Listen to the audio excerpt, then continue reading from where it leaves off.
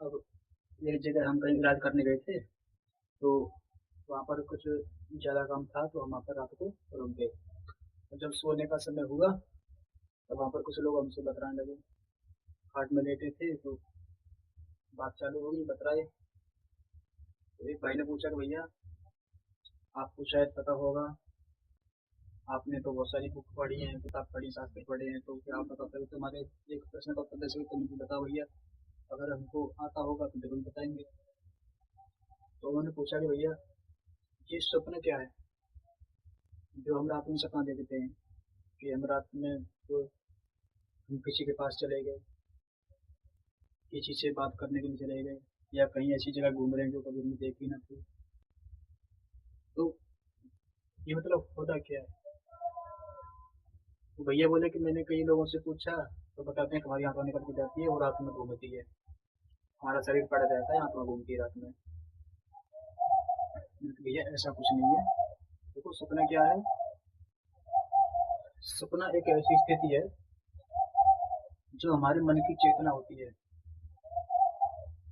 इसके अंदर जितने विकार होंगे, जितनी उसके जो है दिमाग की मेमोरी फुल होगी, उतनी उसको ज्यादा सपने आते हैं।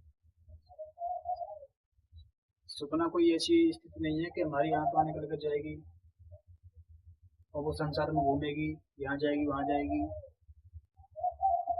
अगर मानो आपकी आत्मा निकल कर जाएगी, तो वो तो रात है। जिस समय आपकी आत्मा निकल रही है और जिस समय आसपास देख रहे हो, तो वो तो रात में निकल के जा रही है, और रात में तो कहाँ कहीं भी घूमे तो रात ही तो दिखेगी फिर आपको। आपको समय पर रात रहना चाहिए कि हम रात में वहां गए थे, रात को वो देखा था, रात को। लेकिन क्या होता है कि दिन भी होता है, दोपहर भी होती है, शाम भी होती है, रात भी होती है उसी सपने में।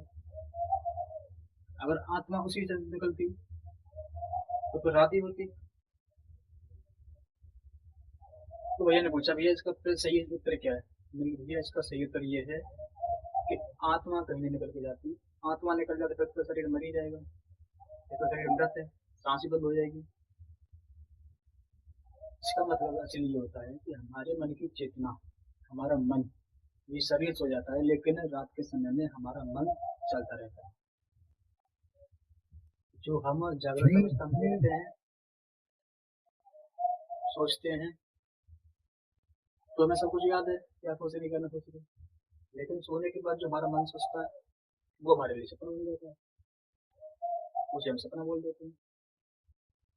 जो हम अब सोच रहे हैं वही रात को सोचते हैं, वो सपना कहलाता है। ये जागृत दृष्टि में देख रहे हैं तो ये सोच कहलाती है कि हम सोच रहे हैं। लेकिन दोनों समय मन ही चल रहा है, जागृत समय मन चल रहा है, सोते समय मन चलता है। हमारा शरीर सो जाता है लेकिन मन हमारा जागृत रहता है। और जब मन भी सो जाता है, तब उस स्थिति को कहते हैं सुसुप्ति।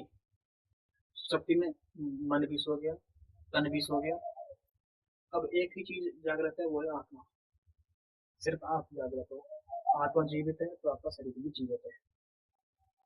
सोया है लेकिन मरा नहीं है, जीवित है क्योंकि सांस ले रहा है। आप देखते हो कि कई बार सपनों में ऐसा होता है कि आप बोल पड़ते हो,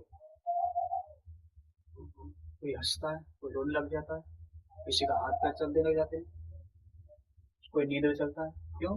क्योंकि अभी उसका शरीर पर नियंत्रण नहीं है। सोने के बाद हमारी कोई ना कोई इंद्रिय एक्टिव हो जाती है। अगर आपकी जुबान एक्टिव हो जाएगी तो आप हंसने लगोगे, रोने लगोगे, बोलने लगोगे। आपके हाथ पैर एक्टिव हो जाएंगे, बचलेंगे, है ना? तो कभी कभी सोने के बाद भी शरीर एक्टिव हो जाता है।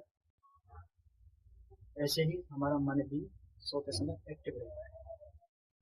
हर वक्त नहीं रहता, कुछ क्षण के लिए रहता है। जिस क्षण में वो एक्टिव होता है उसी को हम सपना कहते हैं। ठीक है। और भी अच्छे सवाल पूछा करो।